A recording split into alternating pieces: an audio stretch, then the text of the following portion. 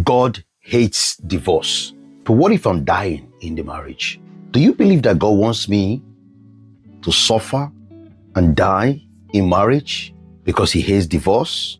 Let's check this out. Some of you might know that this is quite particular for me in the sense that my sister died in a toxic marriage where she was abused spiritually, financially, emotionally, physically, mentally. She stayed. Unfortunately, she remained.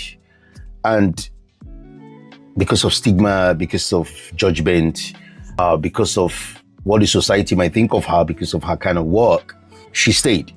And by the time we realized, my sister was already in the extreme chronic side of abuse and violence that led to her having a stroke.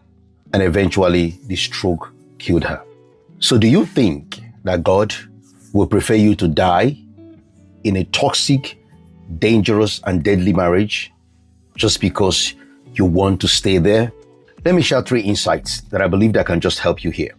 God grieves broken covenants, but he also grieves abuse. He grieves soul-crushing pain and destruction of all sorts that can really make the marriage become a place whereby nobody will want to be there at all. And number 2, Malachi 2 verse 16 says God hates divorce, but it's not a weapon, right? It's important you understand that. It's not a weapon. It is a warning against relational violence, not a demand to suffer perpetually. Does that make sense? And number 3, spiritual obedience isn't spiritual death. You can honor God and still choose safety.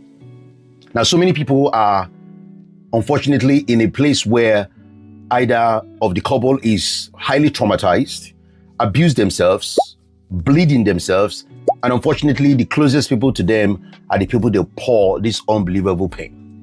Now, you have prayed, you fasted, you've done a lot of things to ensure that you don't be in this situation.